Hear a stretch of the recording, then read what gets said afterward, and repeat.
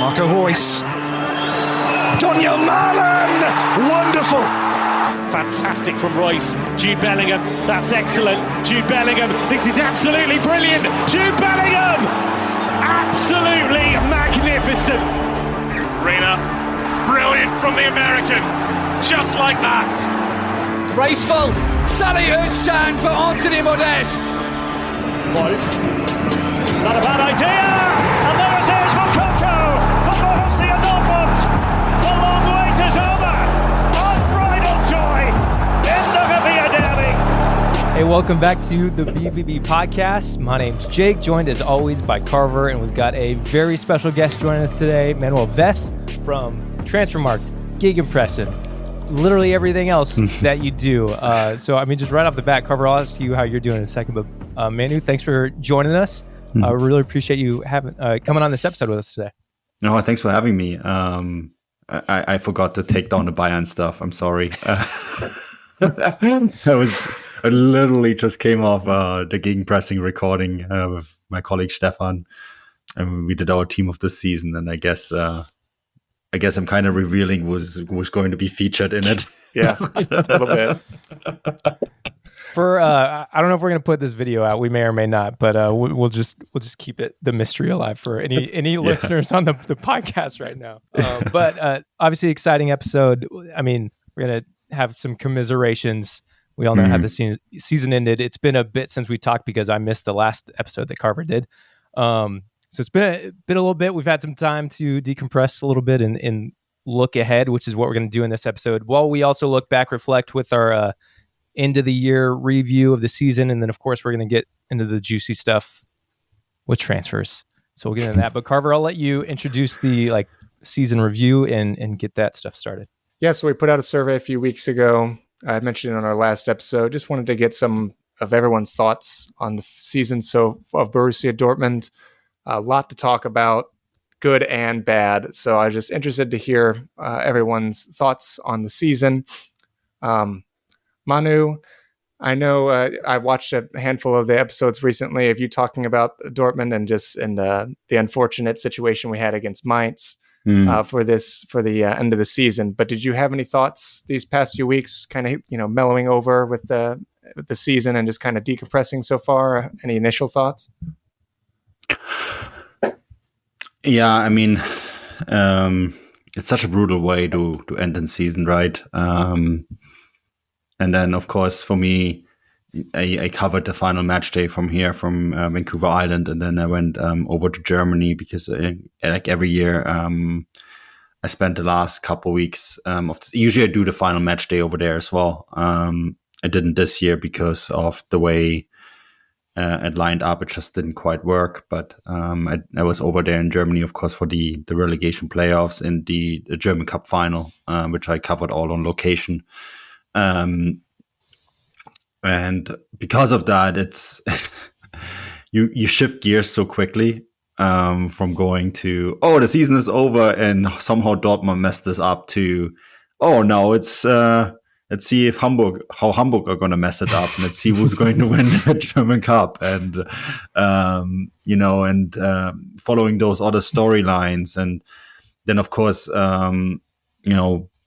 both Stefan and I work for Transfermarkt on top of doing the Gegenpressing project. And so for us, this time of the year is very busy to begin with because of all the transfers and dealings and so on. So I have to be quite honest, I moved on really quickly. And that is despite, I'm a neutral when it comes to the Bundesliga. My team doesn't play in the first division. My team plays in the third division of German football. But I thought the title race was, until the very last minute, fascinating, right? And although Dortmund threw it away, I think it's going to go down as a very memorable season. As for Dortmund themselves, I think there's going to be a lot of soul searching for them in terms of what do you take away from something like this? You finish the season even on points and you still don't manage to win the title. And, I see this on Twitter all the time. There's this revisionist history that it comes down to money and all that. And, money didn't throw away that result against Mainz. At the end of the day, yes, Bayern will win 60 to 70% of all Bundesliga titles because of their financial might. But, in that time span, Dortmund should have won a few titles. And I think at some point you have to, rather than always deflecting your blame onto Bayern Munich, you have to kind of look at yourself and wonder why is it that when this team had a chance, they didn't manage to get it across the line, because this is the second time in recent years this has happened, right? And I think this is going to be a very interesting thing here that people in Dortmund and have to look into. So that's kind of my reflection. And I of course, the moment I had some time to think about it, they sell Bellingham to Real Madrid for a truckload of money. And yeah, I guess them too will have to still do some reflection. It takes time to if you lose in dramatic fashion like they did. I think it takes quite a lot of time to actually work through what feels like almost a dramatic experience, not dramatic too, but dramatic experience, right? So, yeah, I guess I'm still kind of there in the what happened there moment, kind of reflection period. Yeah, I would definitely argue it was a traumatic experience for a lot of the supporters base, and I like to think that the majority of the supporters base doesn't parrot that kind of attitude that you mentioned that Watzke has, as just kind of throwing the white flag even before the season started. I forgot what the cute quote was, not even like a few weeks ago, of just saying we're not going to be able to compete with Bayern next season already, and anytime we get those opportunities, just kind of immediately, like you said, deflecting the blame, because we've had the opportunities. It wasn't, and I've said it plenty of times, I don't think the season was lost, or the title was not lost against Mainz. It was lost against games like Stuttgart. It was lost against games like Schalke, Bremen in the first half of the season.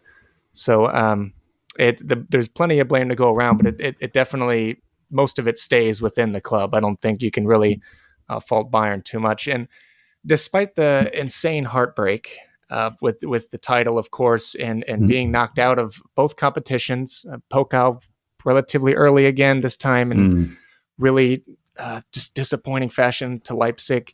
A lot of the fans that that entered our survey, actually, the first question was, how do you feel about Dortmund's 2022-2023 Bundesliga campaign? And it was pretty split here between a 7 and 8 out of 10, mostly leaning towards the 8. And I think that really kind of points to, which we mentioned again a few weeks back, the foundation that has been laid in this past season. I think that there's been a slight culture shift with Kehl coming in with our strategy in the market, not necessarily wanting to be a springboard for young players. Of course, we still are investing in youth, but we are putting more emphasis on the veterans, the proven winners. The list goes on. There's a handful of figures you could point to in this squad, and that is something we can definitely build upon next year. You mentioned in your show about a month ago or so, if I'm not wrong, it's saying, if we had Haller in the first half of the season, that the title race would have been over potentially even before April or something like that, because he was just absolutely lighting teams up, and it was night and day with how our attack looked compared to having him and not having him in the squad. Yeah, no, absolutely. I think that Sebastian Haller's return to Dortmund and the squad changed the way Terzic's side played tremendously.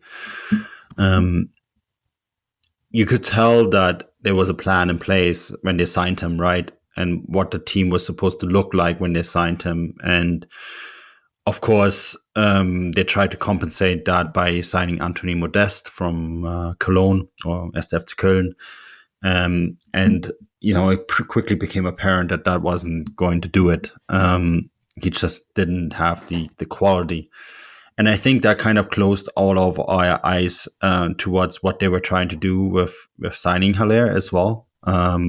Because we saw the formation, we saw the players that were there, and we I think a lot of people forgot the qualities that Haller had when he was with Frankfurt, right? And then, of course, with Ajax. And I think the plan very much became obvious when Sebastian Haller returned. And you have to remember, too, when he did come back, he came back a lot quicker than many of us expected. And than when he literally all of us expected. Anyone expected. I think, he's a walking medical miracle. It is incredible. That entire story is incredible. But it did take a good 10 match days until he was getting his legs by playing football. There was no preseason, there was no conditioning training. Anyone who's had chemotherapy to fight cancer will tell you what that does to your body. It is a huge impact that takes a lot out of you. He was playing professional football within 6-7 weeks of his final session of chemotherapy. Yeah. And 2 operations. Two surgeries were required. I think for him to have any impact was insane. And then to have the sort of impact that he had towards the end of the season, when by his own admission he wasn't at 100%, is something that will give you some idea of what it will look like next year when he has a full preseason under his belt, when he has the ability to train and work and actually, recover from what he experienced, because that takes a lot out of you.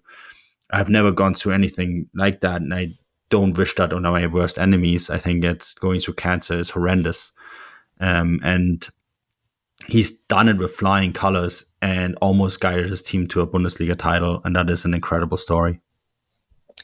It really is, and having that, and just him being a record signing too last year, and having that ripped out of your squad before the season even starts. I mean, Dortmund had a lot of massive turn of events to adjust to in the fall. I mean, they had to change their style to play with Modest. Obviously, he's a different player. And then whenever he didn't work out, you had to try to integrate Moukoko as a permanent first team player. Of course, he had minutes before past season, but now he's truly in that senior squad. So, trying to get him up to speed with things and have the attack revolve around either of those two was very challenging. Adeyemi had injuries to deal with, and then his adjustment period to a whole new country, whole new league as well. Dahoud had another situation with his shoulder. So again, a lot of learning curves for Terzic in this first full season. And I mean, he was able to galvanize that squad in the winter break and just pull out, again, the biggest winning streak in Dortmund history. And you got to give him props for that. It's not by any chance luck for any sort of thing like that for such a massive winning streak. The second question here was, how do you feel Terzic did this season overall? And again here, split between 7 and 8 out of 10. And then right below that, actually, a lot of people said 9 out of 10 as well, which was it's encouraging to see how many people still back this manager, including myself. I'm not excluding myself there, but again, you could see the foundation and the project is there. Yeah, I think we've been quite critical of Edin Terzic at the start of the season, and you could tell that he's grown into his role. When you believe the reports that have come out of Dortmund in that regard, he grew into the role because he gave away some of his tasks, right, during the winter break, and to focus on the things that he's good at. I think you get the sense that if someone wins the title with Dortmund, it will be him, right? So, yeah. Although I do think that I want to see a little bit more when it comes to playing against teams like Bremen, Stuttgart, Mainz, where the title was lost. As you rightfully point out, it wasn't just the Mainz result. At that stage, the title race should have been long over. But, you do feel that if Dortmund do win a Bundesliga title, it'll probably be soon, and it'll probably be with Edin Terzic. Yeah, it has been a lot of improvement and bunch of different aspects of the game as well. I think one of the biggest things that Terzic struggled with in the first half of the season was just his game management, slipping away games at the end. And it kind of popped up here and there towards the end of the season as well. Of just, again, the game against Bremen and conceding 3 goals in 6-7 minutes, if I'm not wrong. That just shouldn't simply happen, especially at home. Yeah. And I think he did definitely improve on that fact. And of course, it helps having a more of a healthy squad, but he is learning. And like I said before, he learns from a lot of these kind of mistakes, and he lives and breathes the club. So he's not going to, try to shrug them under the rug. He wants to address those things and get better. Yeah. No, it makes me happy seeing, I guess, those positive numbers. People thinking highly of Terzic still, because I think you can look back to the first half of the season and be disappointed and see the struggles. But obviously, there was the incredible 2023, because I mean, he kind of won me over with that season. I think we were asking a lot first half of the season, like, is he the guy? Does he have the right tactics or the smarts to be able to get through this and have a successful season? If you look at the second half of the season, success, like I see success from that. Obviously, there's still places to grow, and he's still young and still learning, but it's just like a positive sign. I think we probably talked toward the end of the season with a couple games left, Carver, that like, I hope he sticks around next year. Like, I hope they stick with him and back him. I think we might even said that earlier too, because it's like, let him build this project, like give him the time to build and like grow this team and kind of develop together, like develop as a coach and develop the team, like as you're moving, just like a project, like let him have this project. So I'm glad to see that people are like excited from those numbers too, and excited for what he could do next season. Yeah, one thing that people did not have love for, next question, was the biggest disappointment. And I'm going to let you guys guess, because I feel like it's relatively obvious. Do you guys have any guesses who the biggest disappointment was? Niklas Süle? Maybe Gio Reyna. I don't know. Oh, Gio. Both of you are incorrect, actually. It was Modeste. Oh, yeah. I always forget he's still there. I know. It's funny because we were just talking about that, but I myself even forgot he was on the squad just because I don't think we saw him at all the second half of the season. But yeah, Modeste was the biggest disappointment. Can we just pause here for a second and dwell on the fact that Anthony Modeste almost became a Bundesliga title holder? I know. Just let that sink in for a moment here, and then continue. Scored an equalizer against the champs too at home. That was the first time we tied Bayern at home in a few years. I know we haven't beaten Bayern anywhere in the last few years, but I mean, to get a result at home in that fashion, that was that worth the 4 or 5 mil that we paid for him? I don't know. It was more than that. Mean, a 6 million euro salary, and that salary. Woo. It is telling that we just both completely forgot about him altogether when we were making our guesses, but yeah. We have a lot of dead weight in terms of salary to offload, hopefully this summer, but definitely in the next year, hopefully at most. I also forgot Modeste's salary, and you think about him, so many players that are just not playing. I mean, Meunier is making a ridiculous amount. Schultz is the same way, and all three of them don't have a sniff of anywhere in the squad. So that is really concerning, and definitely, if we want to go and try to spend money this summer to, fill in some of these holes, kind of a close second for biggest disappointment. Everyone else is kind of spread across the board as Ozcan, which is, who would have thought we would have been here at the end of the season saying this, Jake, given how you and I were just so impressed with him, and everyone else was so impressed with how he started this first season at Dortmund with just, his simple and smart passing. And he was very calm and collected on the ball. He was a good ball winner, but I don't know what happened with the confidence, but just didn't look like himself really the past few months, and was overall, I don't know if disappointing is still the word just given, because how much of a bargain we got him for, but still. Do you think more of that was Chan coming into form and just like having that starting spot week after week? And that could lead to like his dip in confidence, and that's going to affect your plan and everything. But I think it was at this, like looking back now, like I almost feel like Chan coming into form just kind of bumped him out, and then he kind of didn't have a shot to get back in. Could you make the argument too that Emre Can maybe never comes into form if Dortmund don't sign Özcan? Flip that on its head. It's a good question. Right, because like they sign a replacement for, or someone who can actually play the Emre Can role, and all of a sudden Emre Can plays like he's the reincarnation of Matthias Sommer. But it's also not just his this has been Emre Can's best season since he's joined Dortmund. He's now a German national team player again. He's like undisputed leader on this team. He even behaves himself sometimes on the field.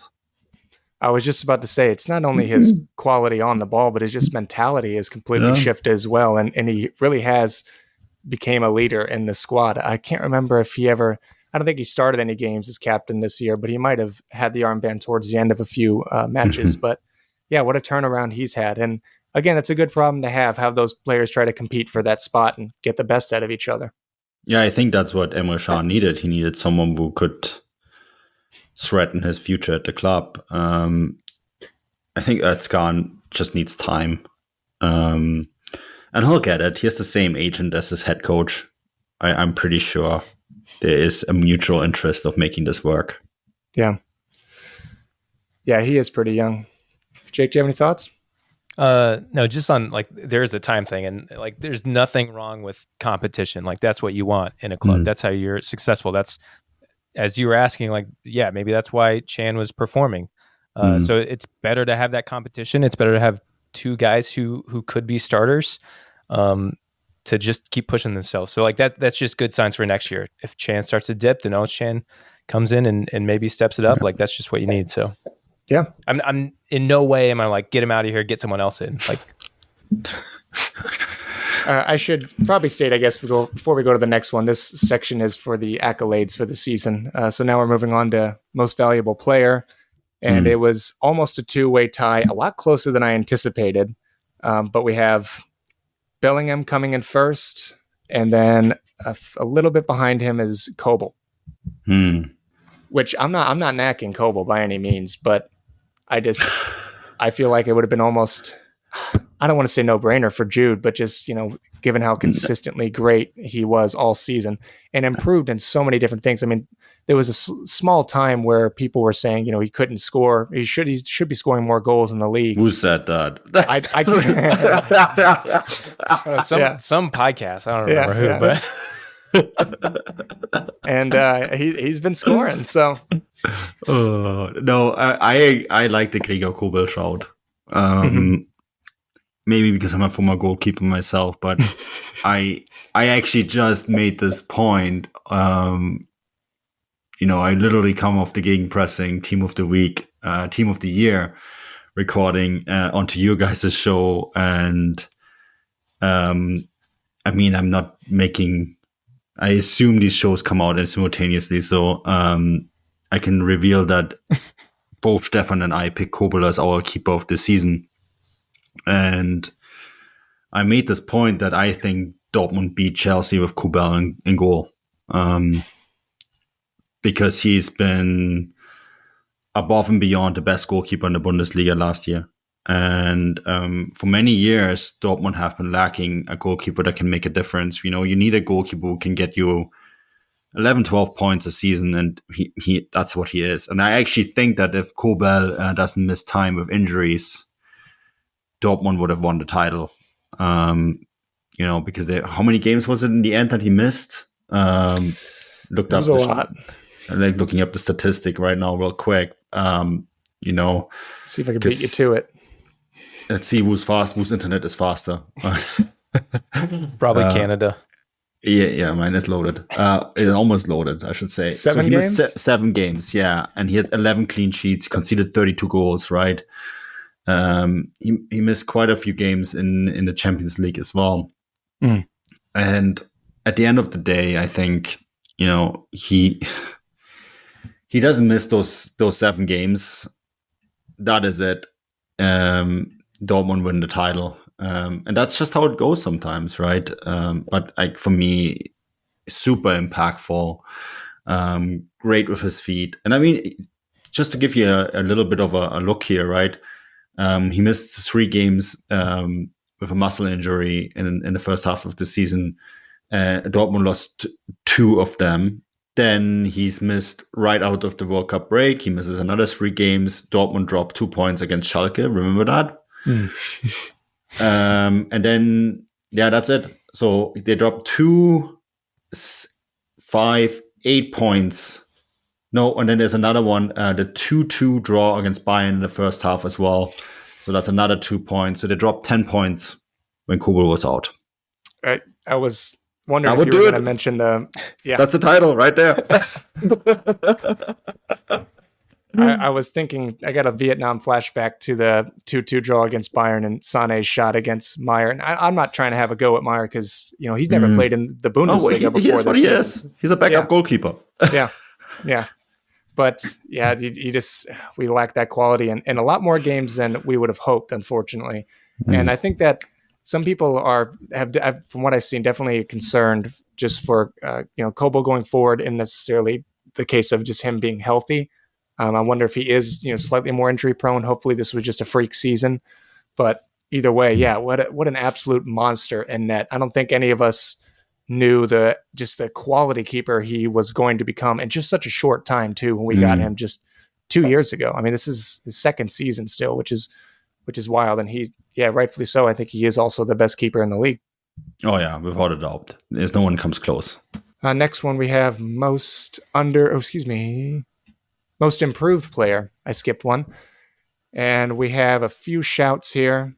Also interesting with the results. Coming in first with Malen with 36% of the votes. And then 29% right below him is Chan. And then only 13% said Brandt. And I think that was one of them was me, if I'm not wrong. It's not a terrible take. All three of them have dramatically improved. But I guess I was just thinking, of course, Malen is a whole new player, but I guess just since it took so long, I mean, him and I were super hype in the Pokal match against 1860 Munich, and Malen just lighting them up. And never happened. Never happened. we thought he finally arrived, and he went right back into the player he was for that first half of the season, and then of course he came out in the winter a completely new player. But it was just, in my opinion, I was thinking over the course of the whole season, Brandt continued to just prove pretty much everyone wrong, except Jake and I were the original Brandt boys from our first episode. I mean, pretty much any aspect of his game you could look at it, Brandt has dramatically improved, whether it's, on the ball, his aggression, his tracking back ability. I think he's number one, but either way, Malen and Chan, Malen being first, do you guys have any thoughts on those two? Yeah, I think when you look at the full season, Brandt seems like the obvious choice, but I think this season is so skewed and so split first and half. Like people almost just forget or want to forget about the first half. So you see the impact that Malen had in the second half, and it's way more fresh. So you're like, Malen, done. He the numbers he was making and everything. And as he was coming in, that's when you kind of saw not the Brandt fallout, but it was or dip in form, I guess, but it was because he was actually injured and out for a few weeks right when Malen was stepping up. So that I could see why people just saw that as far as freshness and what happened most recently, but I still say Brandt. But yeah, I watched Malen's. I watched the Croatia-Netherlands game yesterday, and Malen was one of the few Dutch players who actually had a really good game. Scored a goal too. He looks like a completely transformed player, right? 9 goals and 7 assists over the course of the season. I want to see that number go up. I think it's kind of interesting that not a single Dortmund player managed to get double-digit goals. Yeah. We have 3 players on 9. Julian Brandt, 9 goals and 8 assists. So ahead in the scoring category of Malen. You can make a good argument for both, really. Yeah. Brandt is finally looking like the player a lot of Germans always wanted him to look like. But Daniel Malen came in for a lot of money, and the expectations weren't met at all in his first season, to an extent that they wanted to sell him. And it's really nice seeing his potentially finally met. Yeah, those people were us, by the way. I don't want to speak for Jake, but bad takes exposed. We had some DMs back and forth in the winter, goofing on Malen, him and I. Jake's getting a little red. Yeah, I'll cop it.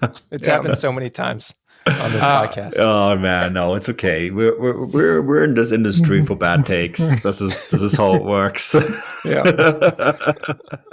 Last thing I'll say for Malen, excuse me, all of his 9 Bundesliga goals came in the second half of the season. I think also only 1 assist came in the first half of the season. So, I mean, if you would have just been at half of that trajectory in the first half, we could have been looking at potentially another season of Sancho where you had double figures and goal contributions, Yeah. Both goal contributions.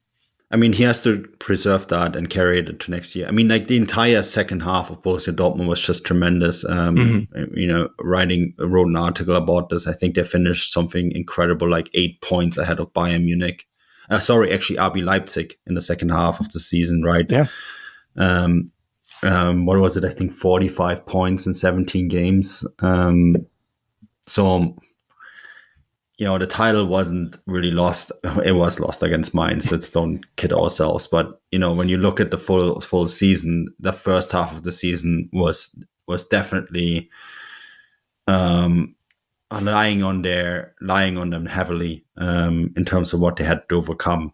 And almost did because Bayern were like 5 points ahead of second place going into the break and 8 points ahead of Dortmund. So they made up an 8-point gap in the end. And it could have been 9, which would have been the title, but this is what it is. But, Malen is definitely one of the big reasons. His form in the second half of the season is a big reason why Dortmund were so much improved. And, there's a lot of things that when you look at the squad and the way they played in the second half, and you look at this rather short summer break, right? We're coming back December 12th with the Super Cup, and then the weekend after the Bundesliga starts, which is December 17th, I believe, 16th, because it's the Friday. You're hopeful that in the 2 months you can sort of preserve that form, package it up, and then carry it into next year. And, with everything that's going on at Bayern Munich, which is a book in itself, you do feel that you probably feel that you could maybe snatch it away next year. Yeah, I think it's really good for Malen to get these minutes at the international level and continue instilling that confidence in him. And that'll be, I think it'll be easier for him to hit the ground running next season with him playing football during the summer. This next one is the most underappreciated player, which is, it's scattered all across the place now that I'm looking at it, actually. Let me take a look. Just barely coming at first was Ryerson, which is a good shout. Of course, another player at a bargain from the winter transfer window. He's completely blown Jake and I both away with just, he's been like easily our best fullback now that I'm thinking about it. I mean, of course, other fullbacks in this team have provided a lot of great moments, but they've been in the attack as wing backs. But Ryerson is real quality when it comes to just being that true grit in defense, especially out on the wings. Yeah. And what a good player to pick up, right, for a very low price. I want to say it was under 8, if I'm not wrong. 5 million euros. I was going to guess 6 or 7. Or $5.5 million if you're so much inclined. Yeah. Yeah, just tremendous second half of the season for him, especially too. We threw him right in at the beginning of the second half of the season, as well as on the left as well. So we're relying on him to use his weak foot, which he did very, very well as well. I mean, I was very impressed with how well he could use his weak foot and just play down that left-hand side in general. So obviously very versatile. He's young as well, so got him for a bargain. I think it's a really good shout for most underappreciated for sure. Yeah. Yeah, it's harder to find a different one, unless you want to maybe put Emre Can in there. Yep, some people said Can. Some people said Reina. Hummels. Wolf was number 2, funny enough. Hummels is a good shout. Yeah. So is Wolf. Marius Wolf. Which underappreciated would be Guerrero, just because I didn't appreciate him, and I still don't really appreciate him, especially now. And maybe we're not talking about him at all anymore, so I'm vindicated. So you're flipping it as an insult. Yeah. I mean, if we look at his stats and all his assists, I was definitely underappreciating him, but still, I have my reasons. Yeah. Dortmund only have themselves to blame for the fact that he's going. there was many years where they tried to sell him.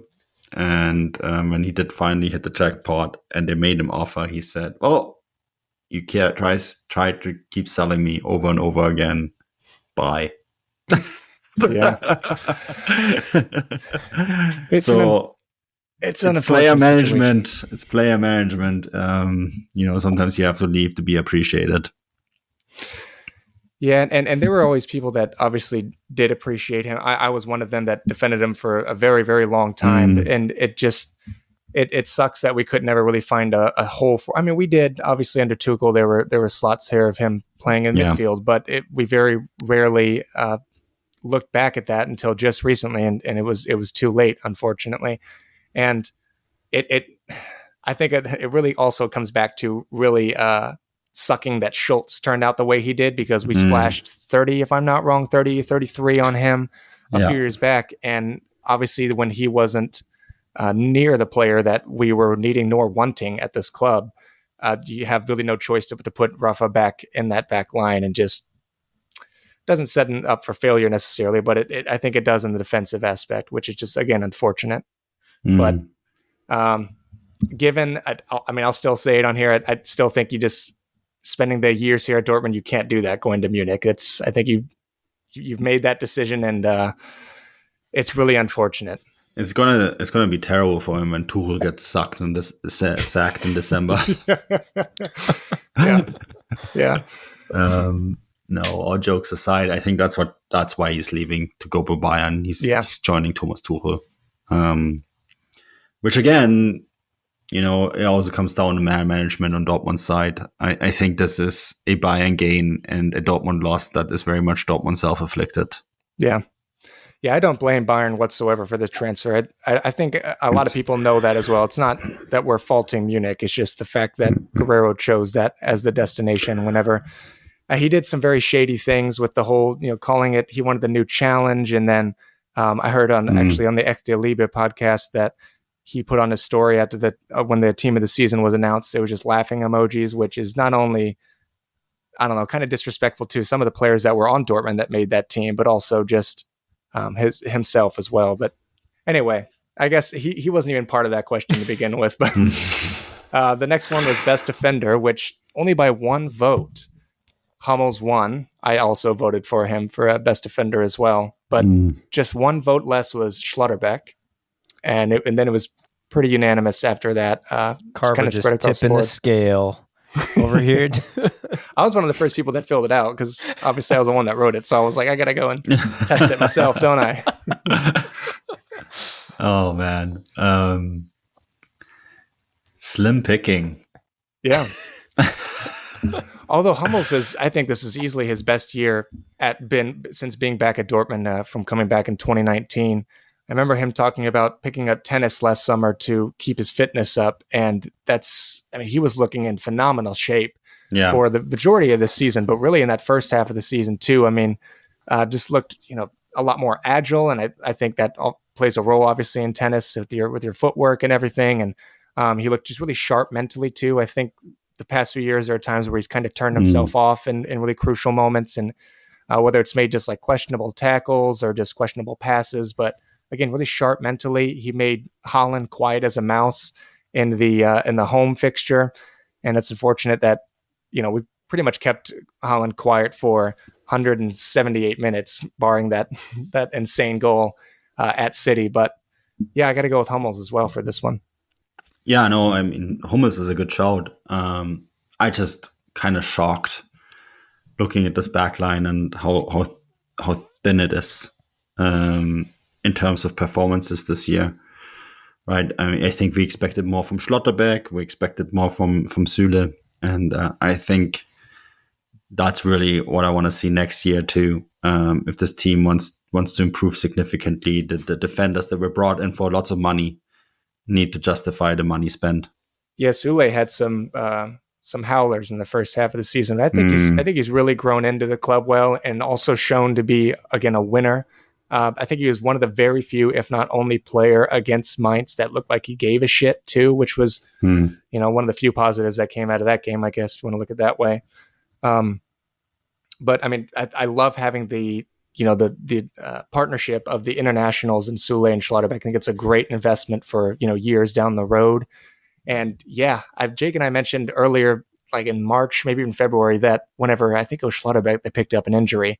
And I was saying, why are some people surprised given we have 3 center backs in this team? And for a lot of the first half of the season, all 3 of them started too. So it's not surprising whatsoever that one of them has a knock. And it should have been invested in more. And I think especially this summer we got to keep going. Edson Alvarez should not be the only successor in that DM position. I think apparently he can play in the back line as well, but I think there should be more investment in that back line and in just the spine of the team. Because Hummels isn't getting any younger. And if one of those two, Sule or Schlotterbeck, go down again, we're again relying on a very thin squad. Yeah, no, absolutely. To be quite honest, we're getting into transfer stuff at some point, right? But I don't actually know if they have been linked to a center back yet. No, I've been looking at a lot of different sources, including you, reading very closely, and I'm like, man, this is crazy. The neglect for those 3. Yeah, and that is probably a position where they do need strengthening. I guess they have to wait for those 103 millions to be deposited in the bank account before they do anything else. But I just think it's a really interesting point, though, that we were talking about defender of the season, right? And it's Mats Hummels who we're discussing, and yet, you don't really get the sense that he had a great year, which makes you think, okay, well, defensively, there's a lot of fix here overall. No, it doesn't. It's like sad in a way, right? Because you think at the beginning of the season, Schlotterbeck and Sule, that's it. Obviously, they go out with some injuries. Like Schlotterbeck, I think, came in real hot. He kept making those big, crazy tackles that was like blowing our minds. Like he always came out of nowhere with a big sliding tackle. But you're like, he's a tenth of a second away from that being a yellow card or possibly a red card. He always managed to get the tackle. But then obviously when he goes down, then obviously we have no depth. But I said it week after week, anytime Hummels was in the back line, it felt comfortable. Not just from like my perspective, like watching the game, like the back line looked more solid. And not just because I liked Hummels or anything, like it just felt more cohesive and solid. Anytime, no matter who he was partnered with, anytime he was in there. And yeah, the fact that his age and like we just signed him on another year extension, but it's like the fact that you were just struggling to think if we were linked to any center backs does not bode well. So hopefully they get moving on it. But yeah, and it's great that he was performing, like we could rely on him, but it's not great that we have to rely on him. Yeah, especially with, in my opinion, so many great players on the market right now, some that I think we could get for very, very cheap. I've mentioned a handful of times already this spring, but Bela Kotchap from Southampton, given they're going down, they're going to want to make some money. You have a player who's a proven Bundesliga player. He's young. I think you can get him for a very nice fee. There's some other players too. I forget how much Soyuncu went for, if his contract ran out at Leicester. That's another player that, I thought would be a really good pickup because he was not fancied by Brendan Rodgers this past season whatsoever, and even partially of the season previously. And even, that was also not only the only Leicester player too. I said Castagna too. Just a lot of players that we could and should be linked to, in my opinion. But unfortunately, we're still just kind of sitting with the same 3. Yeah, Robin Koch's contract is Koch, yeah. He's expired because of Leeds being relegated. He has an automatic exit clause. Just going on Transfermarkt, and we have this tool where you can look at the squad for next season, and you can put in players that have been linked to Dortmund, and players that have been linked are Antonio Silva from Benfica, Mary Demiral from Atalanta. I feel like he's been linked with us for 4 or 5 years now. Yeah, absolutely. Ronald Araujo from Barcelona. Well, El Shatail Bichiabu from PSG. He's only 18 though, so I'm not sure. And Michael Fayet. We do love our young PSG center backs, though. Who doesn't? And Who did you just mention? Bella Kotschap. I think he's being linked to Leipzig. Oh, God, if I'm not mistaken. He is. Of course he is. Because they can get him for relatively little. Yeah. Yep. Which, I mean, sensible, right? And Robin Koch, I suspect that Union Berlin will come in for him. He would definitely be a good player at Berlin, absolutely.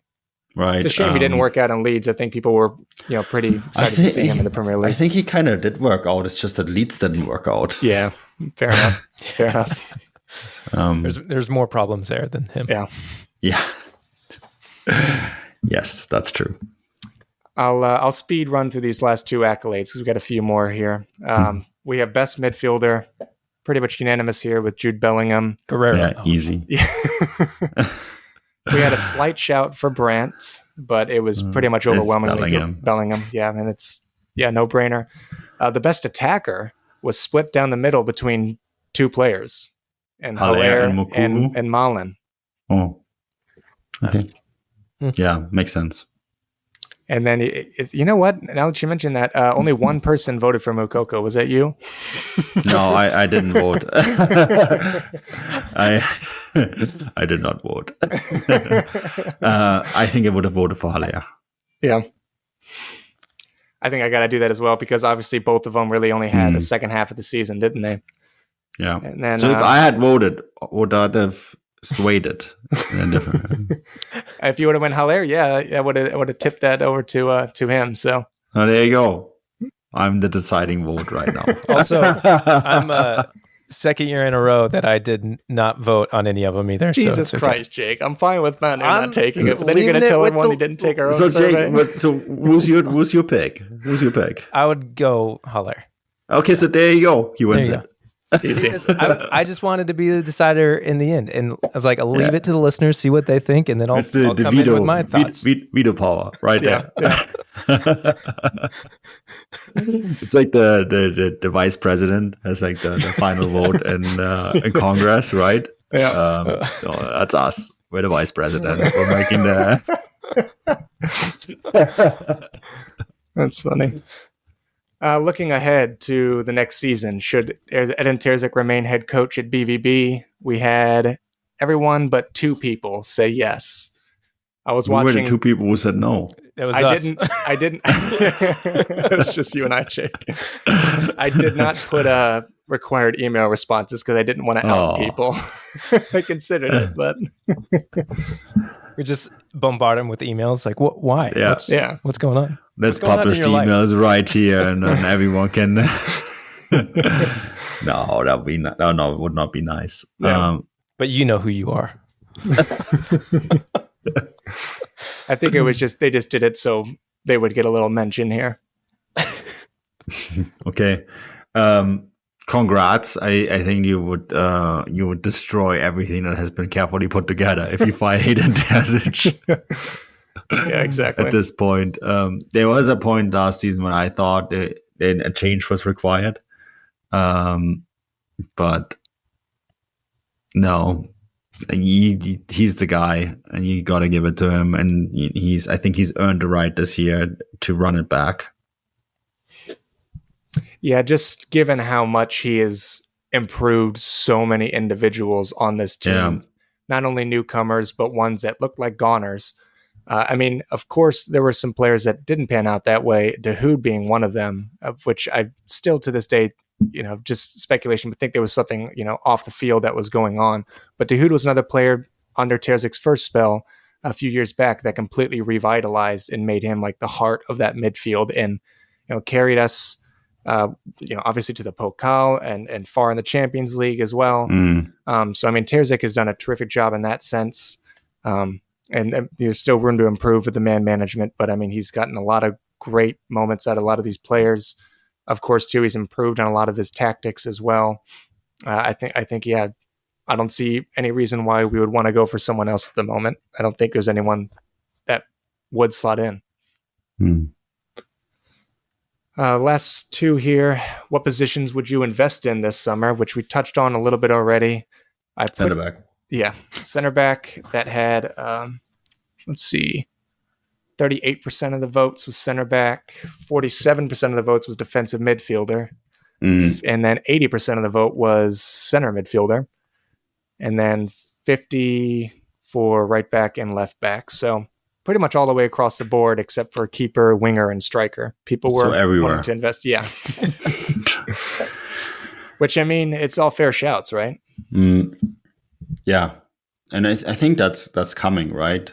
I mean, Edson Alvarez is the one that's been linked the most heavily. Yeah. The latest reporting has been that they wanted to get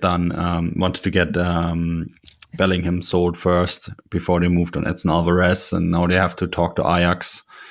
Ajax, of course, are hoping that a rival bid is coming in from West Ham to drive up the price. Sven Mislintat being the sporting director now at Ajax, he'll probably know Dortmund's finances quite well. The separation between Mislintat and Dortmund wasn't the cleanest either, so we'll have to see how much that will play a role, right? But I assume that they get Edson Alvarez done. But you look at the things that were mentioned. All of these positions are kind of vital in terms of who you need to bring in, and it's June 15th, and there hasn't really been a lot of movement. No, there hasn't. They signed Benzebaini at their preferred supermarket, also known as the Borussia Park. But other than that, has been very quiet. Yeah, and usually Dortmund are one of these clubs that get their business done and dusted and out of the way very early, so they can relax and try to plan for any other small holes they want to plug. But yeah, it has been quiet. As of now, when we're recording, there has not been even an official bid yet for Alvarez, which I imagine maybe, like you said, Ajax may be waiting for West Ham. Although from what I've read, Alvarez is not considering any other offers personally, except for Dortmund at the moment. So, hopefully that'll tip that towards in our favor. That's Ajax trying to create a market. Like, we all know what's happening here. Let's be honest. I mean, that's their job. They have to do it. I don't want to criticize them for it, but I mean, at the end of the day, if you have a player who wants to only go to one location and there's very limited bids coming in, then good luck.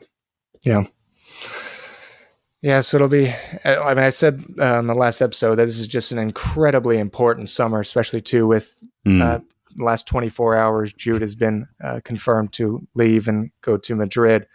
There's just a lot of business to be done this summer. And I think usually we're one of the best clubs in Europe at doing this sort of thing in the transfer market, and I'm doing extremely well with our business. So, it's just important that we get things right, especially with, Terzic being at the wheel here. We need to keep investing in this project and not just continue to waste it, because this season was obviously a massively missed opportunity, but you don't want to continue doing the same mistakes over and over. Yeah, no, absolutely. I actually would think that maybe it's a little bit slower this year because the title was decided so late. You look at Bayern Munich and they haven't done much yet either, although it looks like they're signing Min-Jae Kim from Napoli, right?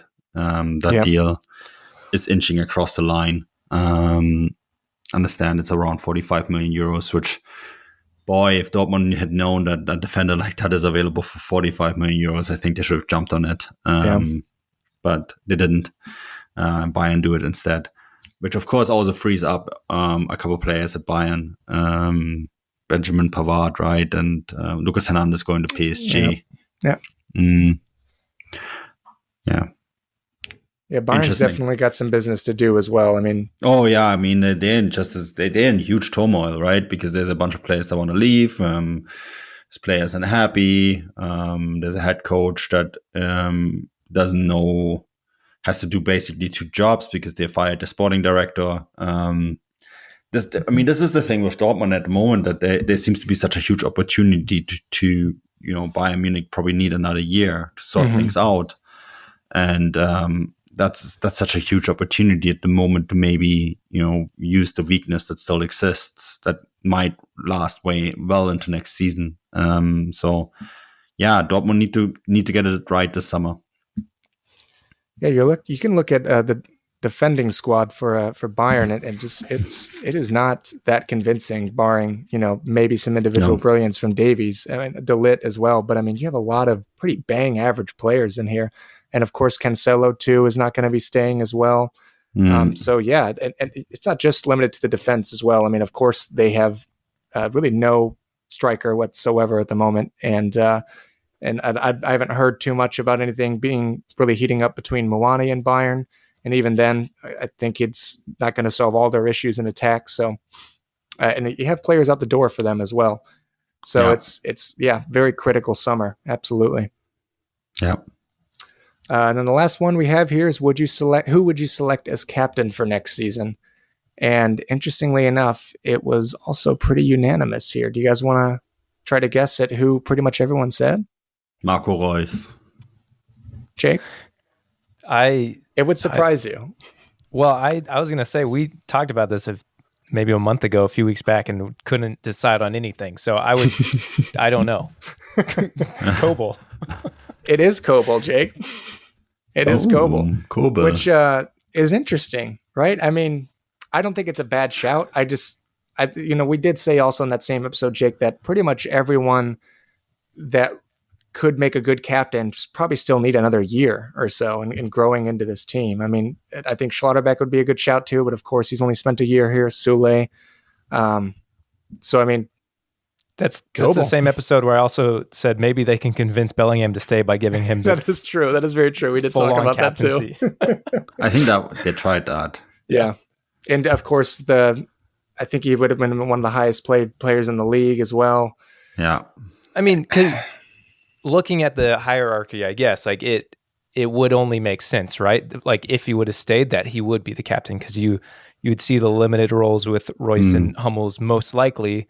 And since he was already the third captain, it would make sense to bump him up. But then does it really make sense as a 19, 20-year-old? I don't know. But it's like it's easy to like give him that third captaincy, but would you actually make him the full captain? I'm not sure. Especially if he was going to leave the year after anyways. Yeah. Yeah. Not that none of it matters. It's fine. It didn't happen. No, exactly. But it raises a good point, right? Because it sounds like that Marco Reus wants to hand off the captaincy and just focus on the football in his twilight of his career. Which then, of course, does beg the question, who then is captain?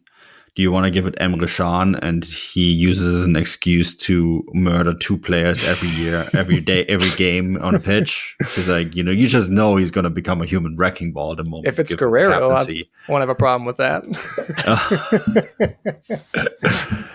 But, that's the thing, right? Like, who do you actually give it to? Do you trust Emre Can to not use that power of the armband to do something stupid? Or, I mean, Gregor Kobel, okay. It's a really difficult question at the end of the day. Yeah, I don't think there's I mean, that's why we were debating. Here's what I would do. Okay, here's what I would do. You sign Ilkay Gundogan and you give him the captaincy. That was you and I've been watching your Twitter. You and I have been on the same page for the past month or so. I don't know how we're not pouncing. Gotta do it. If there's a chance that Gundogan is open to coming back, you give him all the money that was earmarked for Bellingham and you bring him home and you give him the captaincy. Boom. It wouldn't be a long contract either. Unlike 2 years. Who cares? Yeah. It's like 20 million euros. I seen Dortmund spend 20 million euros on worse things. On Schultz. Yeah, for example, who's now possibly facing prison time for beating up his girlfriend. Yeah. So, like, honestly, do it. Like, that is the right answer. If you are looking for a good central midfielder who can get your team, who can fill the Bellingham void, who can give you leadership, who can carry you to a Bundesliga title, you gotta bring back Ilkay Gundogan. Yeah. I'm really not someone who relies or likes this kind of nostalgic everyone coming back all the time, because we had a hell of a lot of players in the last few years that have been like that. But this is definitely the exception. And one you gotta do. Absolutely. If there's a player that it could even remotely do what Jude did in terms of being a leader in the team, being a winner, of course, having the quality on the ball too, similar play styles. I mean, it is Gundogan. it just makes sense. And the fact that, just like other positions, the fact that we are not pouncing on this opportunity is a little concerning. I mean, they might be pouncing on that opportunity. It might just be difficult. Mm-hmm. And I mean, for all we know, Ilkay, he didn't even travel to the national team. So for all we know, he's sitting somewhere in the Maldives on a beach, chilling and not even having made a decision yet where he's going next. So. Yes, I've seen different things pop up here and there. So it'll be really interesting to see where he does end up. I mean, and he's become such a fantastic player these past few. I mean, he was always a great player, but just in these past few years specifically, he's been just utterly phenomenal. And again, he's someone that can definitely pull you across the line. We have a few players in the squad that are like that, but Gundogan would definitely be another player like that. Yeah.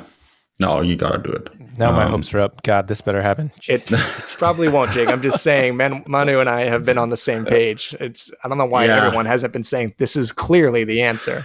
Well, Stefan's shout was Kai Havertz, but Kai Havertz is making the mistake of his life to join Arsenal and be second for the rest of his career. Goal.com is reporting that Dortmund are interested in Yunus Musa, although... I saw those pop up a few months ago too, which... I mean, I like the idea, of course, with bias, but is that a player that's is that a player that's going to be that guy? No. I would like Musa on top of Gundogan. I'd love that. Then there's Felix Nemka, of course, difficult because of his questionable beliefs, his views. His views. Let's call him that. Yeah. Don't want to offend anyone who's religious, but. Maybe you need to check which century you're living in. Well, reposting Matt Walsh is not a religion. We have to keep that in mind. Thank you for saying that. Yeah, I mean, tremendous talent on the field. Not so smart off the field. But he's linked. He's linked heavily to Dortmund. Maybe Watzke can set him straight. Yeah. Who knows? And I'm glad that this is, again, a supporters base that's more than happy making themselves feel heard and using the power of unity and the unity and these ultras and everything. So good on everyone for, holding the club accountable and making it a space for everyone. Yeah. Well, that was it for the survey. Thank you to everyone for participating in that. We had a lot of responses. It was fun just kind of checking up every few days and seeing how things were ticking on. Did we want to just talk? Is there any other? I kind of touched on transfers already. Is there anything else we wanted to get out real quick before we left? Or well, Carver, were there any other names that you wanted to ask about? Well, I told you about the few that I was interested in. Honestly, though, if my ideal, I guess, window would have been getting Gundogan, it would have been getting a center back, whether it's one of the ones that I mentioned already. You're talking about it like it's the past tense. It's not even open yet. Yeah, I know. I'm just saying, like, my ideal. I didn't mean would have been if I was in charge. Vice president, be patient. Right? It's like saying like, oh, it's December 1st, and I really wanted for Christmas. I wanted this present and that present. It's like, buddy, like it's we have another 2 weeks until it actually officially opens. Vice president mentality. I did want to ask if there's no one to shoot out, like current player. I'll say maybe you mentioned this in the first 10 minutes when I had to duck out. So I apologize, everyone, if I'm catching up on a conversation. We were going to record this episode a couple days earlier, got pushed back, thankfully, because now we are seeing the news about Gio. And I don't know. I mean, I know you were tweeting about it. We were tweeting back and forth about it. Is there anything more you can say? Like, does it? And I guess if there's nothing like concrete, what is Gio's role next season? It obviously, like, if Royce is going to assume he's playing maybe slightly like more limited minutes, like, does that give Gio a chance? Is Gio going to be out on the wings? Is he that attacking mid option, or like what? I guess what does his role possibly look like staying at Dortmund? Oh, I mean, I thought the Bild post, I guess it's a little thin for an article. Report. Let's call it a report. Yeah. Was very thin. It included maybes, buts, ifs, perhaps they could think about it. There's that beautiful Müller Müller meme where he says, Vorsicht, jetzt wird spekuliert. Careful, now we're going to speculate. Yeah. That's what this article is. It also, I mean, given the timing too, it doesn't surprise me because he's about to play in with the USMNT, so they're like, let's stir this pot even more. Like it could very much be that. It's a undercover Mexico writer working for Springer Verlag, you saying? Oh, they're like, he's going to be in the spotlight a little more with the USMNT, so it's like, why not get some clicks? Let's make it exciting for us. That's funny. Let's sell some ads. Yeah. Manu and I definitely already shut that shit down with Reyna. There've been much more legitimate reports in literally just the last few days saying that was not really a topic this summer for the club unless something has dramatically changed, which, yeah, like you said, very thin, very vague, probably not going to happen. As for his role going forward, there were also the same reports weeks ago saying that he would likely be the successor as that number 10, which I mean, I think he has the ability to do. It's just if he really, really wants to do it. Yeah, he really needs to want to do it. He needs to shut down all that outside noise, get the family out of there, and focus on football. Yeah, I hope Claudio is not getting an apartment anytime soon in Dortmund, because that would be bad news. Yeah. I just think his problem is in many ways that he's so impactful off the bench. That is something that a coach wants to use as a tool. And of course, that's a role that he isn't satisfied. A lot of US men's national team fans aren't satisfied with. I see the social media posts. I've limited myself on Twitter as much as I can because I think it's a poisonous app, but I see the posts. How do you mean? I see the takes. But I mean, yeah, his goal and assist contribution is X, Y, Z. But those are numbers based on him coming off of the bench, right? And we don't know if they would actually translate if he doesn't come off the bench. And for him for his role to change, he has to show that in practice and in games that he can actually play that full time. There's a wide opening gap now with Bellingham gone and Marco Reus' role diminishing. He needs to grab that. Is what I'm saying. There's definitely been windows of him showing that same sort of quality when he starts just a few years ago. I mean, remember, and it slipped my mind even that we had him playing in the senior squad when he was just turning 17, if not 16. Yeah. So there's definitely been moments already of him showing that quality. I just think in a lot of young players' careers who I guess are a little bit unsure of themselves, they go through this period when they're a few years into their career, but still very, very young, of just what kind of player and person do I want to grow to be? And I think he's kind of into that, having those growing pains at the moment, which, you know, if he can get past them, he's going to be a phenomenal player. He's had so many moments already off the top of my head from just him being a very young teenager of showing brilliance. So I'm excited for him. If he's in the right headspace, I'm very excited for him. Yeah. I mean, maybe just to add to this report, Dortmund are going to be in the United States. Yep. San Diego, Vegas, and Chicago, where they're playing games. I doubt that Gio Reyna is going anywhere before those dates. And I'm pretty sure they want to add Edson Alvarez for those dates as well. Yeah. You need to fill those stadiums. Yeah, I know. Especially the one in Vegas. I mean, that's a big stadium to fill. Yes, lots of bums in the seat. So you were there. I think they're playing, right? They're playing Chicago Fire in Chicago, right? They're playing Chelsea. Okay, well, that's easy to fill. But they're playing San Diego Loyal in San Diego. Which is, of course, awkward because San Diego Loyal playing in the new MLS stadium that is possibly evicting San Diego Loyal from their very own city. Different story, different podcast, I guess. But, you got to fill those stadiums. And Edson Alvarez and I think Gio Reyna in a combination will easily do that. So I can't see them do that before a US trip. Yeah. I did want, if you still have a little bit of time, I wanted to ask about Sebastian Kehl and this new almost like his new strategy, if you will, or like the difference we've seen from him. Obviously, he had last summer and the winter is like just two transfer windows, but it seems like there's been this shift in like what kind of players we want to bring in.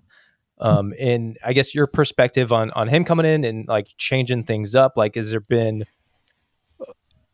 that like really the case? Like, is this like a complete shift in the club's like decisions and how they want to operate moving forward? Obviously, like we're still going to see those young players coming in, but is it going to be more like proven ready players coming in the door? Is that something we can expect? I mean, was that like a full on discussion that was had? I mean, they did bring in Julian Durmville, right? Durmville from Anderlecht. Yeah, I think. Yeah. And so, there is still these young players that they are bringing in. But I think if someone like Gundogan comes in, and there was this crazy rumor that Leon Goretzka is on their list as well, you got to make the shift at some point and bring in more proven players if you want to win this title. And I think Sebastian Kehl is on a little bit of a different mindset there than Zorc was. Yeah. Obviously, too, the financial situation has improved as well at Dortmund, right? They're a little bit more stable footing. So I think this is a big window for him where he has to define his role, and we're probably going to be able to learn quite a bit from this window in terms of where this club is going to go. So it's going to be really interesting. I guess to answer your question, I really want to see what he does this summer before I can actually answer this question fully, because I think it is kind of in terms of strategy and the club development, and I think it's going to be very telling what Dortmund is going to be looking like in the long term. It all continues to allude to this summer just being so critical to the future of the very near future of this club.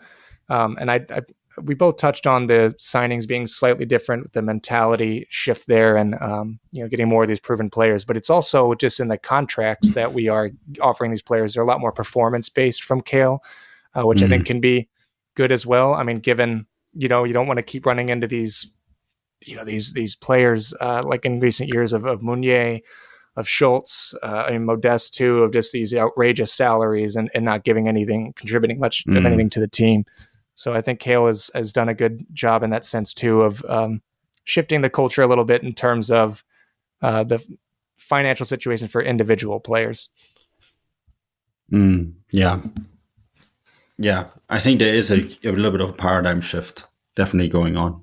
Yeah, and we talked about it last year because I think at this time last year we knew Sule and Schlotterbeck were both coming in. So this was the big discussion. It's like, man, Kehl's coming in and he's cooking quick. And because of that shift, I think we talked about it almost being like a rebuilding season with not that many expectations, because it's like these are just the first two. And if we're going to keep building this way, then great. But because of that, we also didn't have that high of expectations for this season. And look how it went. Like, then we should have won the title. And so, yeah, it is going to be an exciting summer. And if he can continue on that trajectory, then as you mentioned before with Bayern, how they are, like this is the prime opportunity. And saying that, like, I don't have minimal expectations for this next season. Like, I'm fully hoping that they deliver. Yeah. Fingers crossed. Are they fingers crossed? I mean, I appreciate you being we see the Munich jersey. Episode, all right, Manu. It's right behind you. We'll see. But hey, I mean, Carver, unless you have anything else. No, I was just going to say thank you so much for Manu for coming on. It's crazy that we've never had you on the show before. From the get-go, we've been your name's been floating around. So thank you for making the time to chat with us. Obviously, it was also great meeting you in person, too. Manu's been to St. Louis games. It was cool to see him here. I love seeing you rep the scarf, and not only just now, but also in the shows that we watch you at regularly. Of course, we'll link everything in the description for Manu's work. He's a fantastic journalist and a great person as well. Jake, do you have any other closing thoughts? I mean, I was just going to let him, if there's anything you want to shout out, promote. Yeah. I know more people know you than us. Very true. But if anything you got coming up, I know you said new gig and pressing podcast, probably out by the time this is out. So like, obviously we're taking a break, which means we're doing 2 shows rather than 4 a week. And I mean, if you're into the Bundesliga, we have a Substack. We usually do 2 shows that are not behind a paywall a week, right? Which is a preview show and a summary show that also includes newsy bits. Those 2 shows are on hiatus until the Bundesliga comes back. Although for big transfers, we usually stick them out on free as well. If you want to sign up for the Gegenpressing Substack, it's on Substack and it's called Gegenpressing. And, Stefan and I each write an article, a full feature every week with some exclusive stuff. We had interviews on there with players. Joe Scali, for example, right, was on there before. And we've had sporting directors come on the show, and one of them got fired 3 days later, but that's a different story. Poor Freddy Bobic. So check that out if you're a Bundesliga fan. It's lots of great content, and we have a transfer show every week. And then, of course, we have a bonus show where we discuss all sorts of stuff, and we recorded the team of the week, team of the season. I keep saying week, team of the season this week. So that's already out there too. So check that out. And then, of course, a lot of my work can be found on Transfermarkt. We had the Serie A market value update. So I did a big feature on Vlahovic, which is up on the site as well. And then, of course, there's also MLS content on there. I know a lot of the listeners are probably St. Louis fans. I hope so, at least. So there's content on there as well. We got people everywhere. Definitely. We got people everywhere. Okay. If you're an MLS fan, there's also MLS coverage as well as big league coverage on transfermarkt.us. I'm going to throw some shade. We probably could use some more St. Louis listeners, honestly. Oh. home base isn't repping that well. Oh, is it not? I think they're all Bayern fans. I've been to St. Louis. I know what's up in those bars and restaurants. I've seen the Bayern scarves and jerseys. No, we got a really good Dortmund supporters group here, but also there's a bunch of Bayern listeners. I know shout out to Bayern Tim, who came to the Leverkusen live show we did. I know he listens to this too. Man, bless him for being a Bayern fan and listening, just because he loves intaking Bundesliga content, which kind of why we started this podcast, because it can be hard to find that, and that's why I appreciate what you guys do in Gegenpressing specifically. And I mean, honestly, Missouri is one of our best represented states. Weird, right?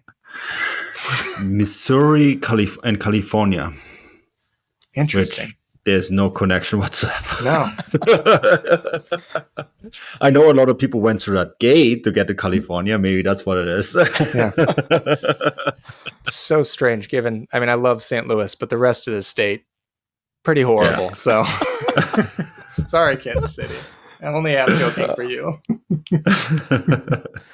No, but we really appreciate you coming on again. It's been great to have you on this show officially, because we did release that Leverkusen St. Louis City special, which was awesome to meet you there. But really, I'm glad we finally got you on. Hopefully we can have you on in the future too.